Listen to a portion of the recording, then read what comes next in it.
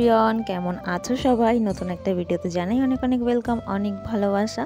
নতুন ঘরে সব জিনিসপত্র নিয়ে আসার পরেই কাজ শুরু হয়ে গেছে। রান্নাঘরটাকে আগে পরিষ্কার করে তারপরে বাকি কাজগুলো করব, কারণ চারিদিকে সব কিছুই পরিষ্কার করতে হবে। পুরো ধুলো ধুলো হয়ে আছে। আগে একদিন তো বরমশাই ঘর পরিষ্কার করিয়ে গেছে, তবুও হালকা একটুখানি আমাকে করতে হবেই। তো রান্নাঘরটাকেই আগে ভালোভাবে ডিপ ক্লিনিং করে নিচ্ছি। সমস্ত ক্যাবিনেটগুলোর মধ্যে একটু ধুলো ধুলো আছে, সেগুলোও পরিষ্কার করে নিচ্ছি, যাতে জিনিসপত্র রাখতে আমার কোনো অসুবিধা না হয়।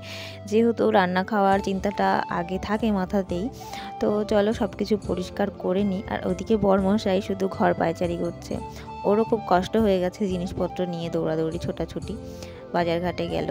তো যাই হোক, সমস্ত কিছু আমি আগে ক্লিন করে নিয়ে কিছু কিছু জিনিস রাখতে শুরু করে দিয়েছি। আপাতত যেগুলো হাতের কাছে লাগবে সেগুলো আমি রেখে দিচ্ছি। এবার কোন বাস্কেটের মধ্যে কোন জিনিস রেখেছি বা কোন বস্তার মধ্যে কোন বাসন ঢুকিয়ে রেখেছি, সেগুলোকে আমাকে দেখে দেখে গুছিয়ে রাখতে হচ্ছে।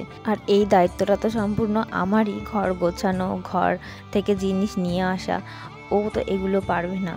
তো মাথায় কোনো কাজ করছে না মাঝে মাঝে, কখন কোথায় কি রেখেছি, এখন এখানে এসে কিভাবে কি গুছিয়ে রাখবো মাথায় যেন কাজ করছে না। মাঝে মাঝে আমি ভুলে যাচ্ছি, ভীষণ প্রেশার হয়ে যাচ্ছে। তারপরে নিজে একটুখানি ভেবে চিন্তে রিল্যাক্স করে ভাবলাম, না এত টেনশন নেওয়া যাবে না, ধীরে ধীরেই করি সব। তো এদিকে ও একটুখানি ঘরটা ভালোভাবে জল দিয়ে ধুয়ে দিচ্ছে। দেখতে পাচ্ছ কতটা ধুলো। ও বারান্দাটাকে বললাম ভালো করে ধুয়ে দিতে, আর আমি ঘরটা হাত দিয়েই মুছে নিলাম। মপটা আমরা আনিনি, ওটা বাথরুমেই রয়ে গেছে পুরনো ঘরে, তো আর যাইনি, রয়েছে থাক, পরে একটা নিয়ে নেব।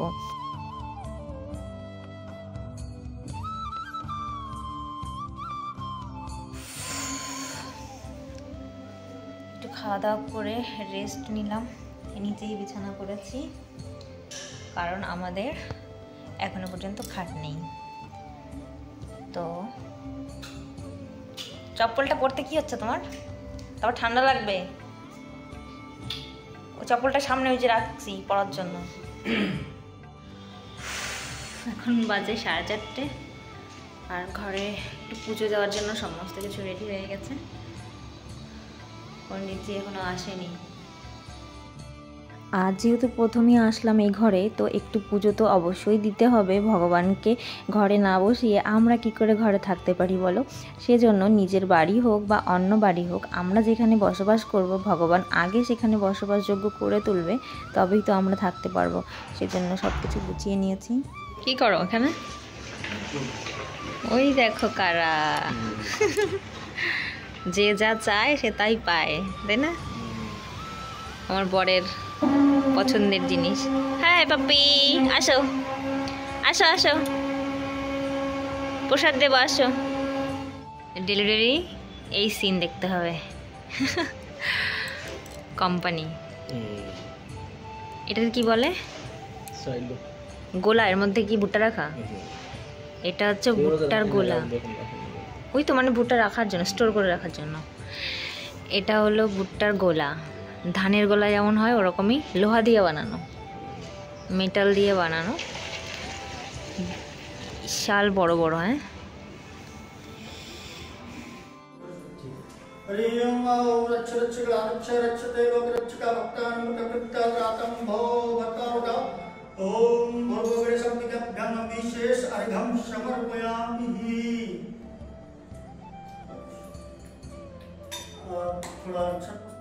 প্রথমে তো ভেবেছিলাম নিজেরাই করে নেব, কিন্তু বরমশাই বলল ওদের কোম্পানির মধ্যে যে মন্দিরটা আছে ওখানে এক পণ্ডিতজি পুজো করে রেগুলারই, তো ওনাকে দিয়ে ঘরে একটু পুজো করিয়ে নেবে, গণেশ পুজো। আজ যেহেতু বৃহস্পতিবার, আর আজ সত্যিই গণেশ পুজোর ডেট, তো সেই জন্য ভাবলাম দিনটা বেশ ভালো, এই কারণেই আমরা আজকে এখানে শিফট হলাম। আর পুজো প্রায় হয়ে এসেছে, অনেকক্ষণ ধরেই পুজো হচ্ছিল। আসলে নন বেঙ্গলিদের পুজোর পদ্ধতিগুলো তো আলাদা, সেজন্য এখানে অনেক নিয়মকানুন দেখছিলাম একদমই আলাদা, আমাদের বাঙালিদের থেকে অনেক আলাদা। তো বেশ ভালো লাগছিল আলাদা কালচারে একটু পুজো করে। তো তারপরে শেষে আরতি করে নিচ্ছিলাম আমরা দুজনে।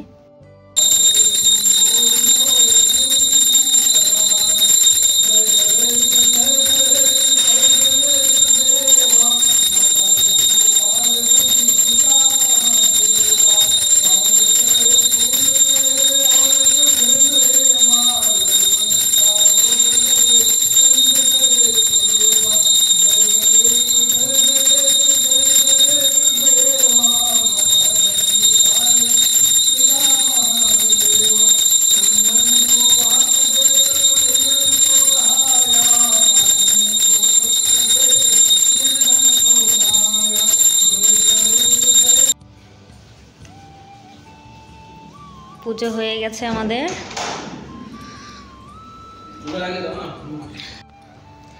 পুজো করা হয়ে গেছে, প্রসাদ দিয়েছি কয়েকজনকে, পণ্ডিতজিকে দিয়েছি। এদিকে বারান্দাটা পিঠি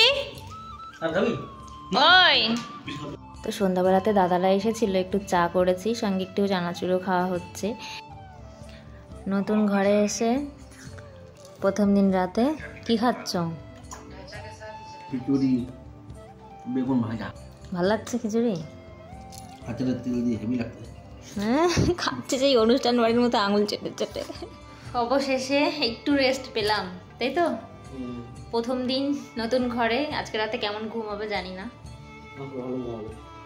যদিও শরীরটা প্রচন্ড টায়ার্ড, ঘুম তাড়াতাড়ি হয়তো চলে আসবে। নতুন জায়গায় একটু অসুবিধা হতে পারে। তো আপাতত আমাদের নতুন জার্নি নতুন ঘরে শুরু হলো, নতুন সংসার আবার, মানে এক সংসার 3 বছর ওই ঘরে করেছি, এখানে আবার নতুন করে সংসার। বরটা আমার একই আছে, একজনের সাথেই নতুন করে করে সংসার করছি। তো চলো আজকের মতো টাটা।